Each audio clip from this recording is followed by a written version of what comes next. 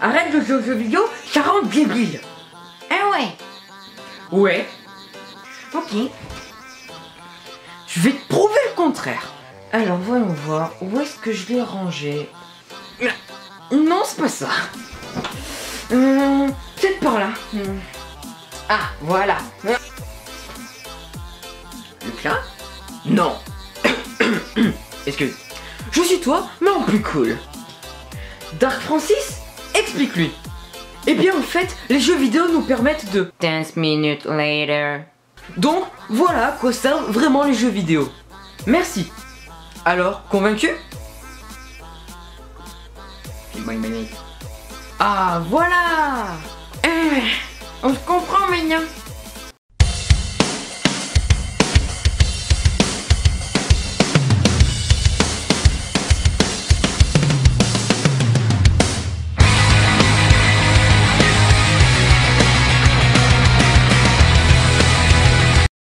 Salut la compagnie, c'est Nick et aujourd'hui on va parler des jeux vidéo.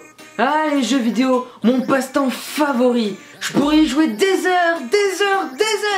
Enfin, jusqu'à ce que j'en peux plus. Mais bon, assez parlé de moi. Et maintenant, passons à la... Un jeu vidéo est un jeu électronique impliquant une interaction humaine avec une interface utilisateur avant de générer des retours visuels sur un dispositif vidéo. Waouh, rapide pour une fois. Je sais. Eh, mais c'est mes lunettes ça. Mince. Reviens là, toi. Eh bien... Bon, d'abord, premièrement, je vais vous parler des jeux vidéo en eux-mêmes. Un jeu vidéo est très dur à créer car il faut soit plusieurs compétences dans les différents domaines qui sont requis pour créer un jeu vidéo, soit plusieurs personnes qui possèdent ces différentes compétences. C'est moi ou ça ressemble carrément à un MMORPG ce truc? Bonjour, je suis chef de projet de niveau 50. Bonjour, je suis compositeur de niveau 16. Bonjour, je suis codeur de niveau 22. Bonjour, je suis hippie, graphiste de niveau 18. Bonjour, je suis stagiaire du niveau 2 et je fais de très bons cafés. Attends, pourquoi c'est moi le stagiaire? Ah! Pendant ce temps, du côté de Lucas... What? Bon, c'est pas grave. Maintenant, on va voir qu'il y a plusieurs types de jeux vidéo.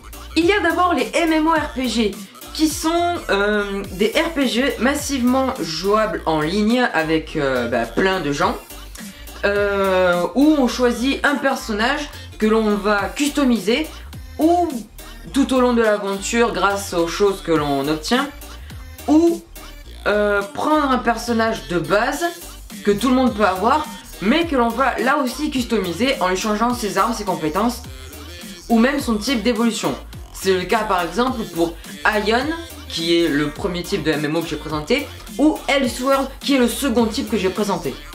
Ensuite nous avons les RPG. Je m'y connais un peu moins en RPG, mais c'est à peu près comme les MMO, mais sans le côté massivement en ligne, c'est-à-dire poutrer du dragon à plusieurs. Enfin, après c'est que ce que je pense, donc je ne sais pas tout à fait ce que je dis.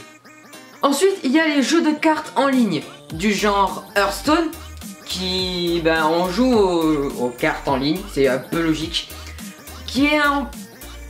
Peut-être qu'on va me détester, mais je dis que ça ressemble quand même pas mal à Magic, c'est-à-dire avec le système de points de vie qui se limite à 30 sur Hearthstone, mais aussi à 20 sur Magic, et le fait d'utiliser des points de mana, ou comme dans Magic, les différents terrains, pour pouvoir utiliser ces cartes. Ensuite, il y a les jeux vidéo de stratégie, où...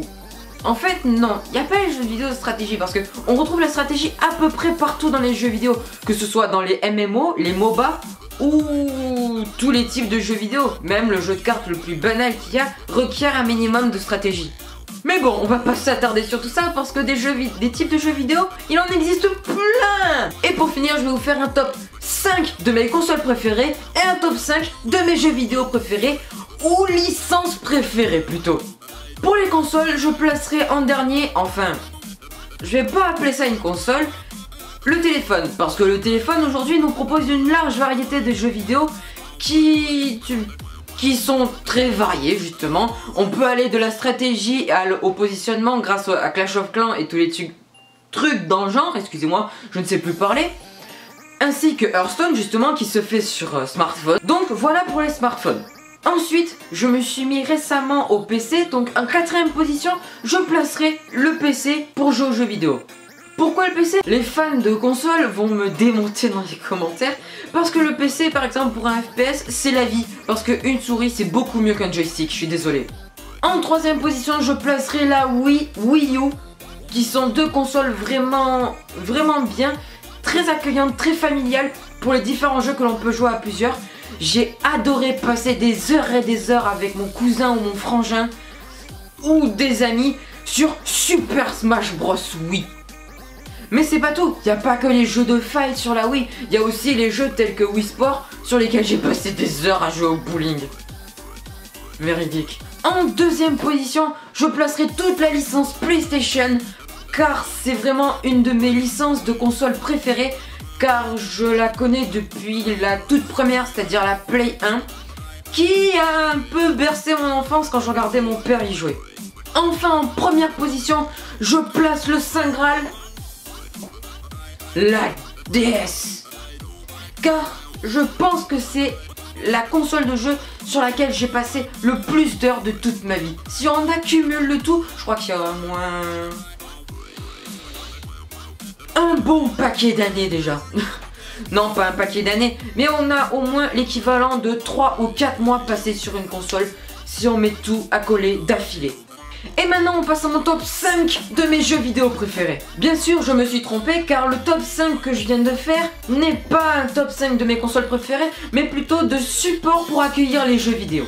Donc dans ce top 5 je vais placer en 5ème position Clash of Clans qui est sur smartphone, car c'est un très bon jeu de stratégie sur lequel j'ai passé beaucoup de temps à améliorer mon village et tout.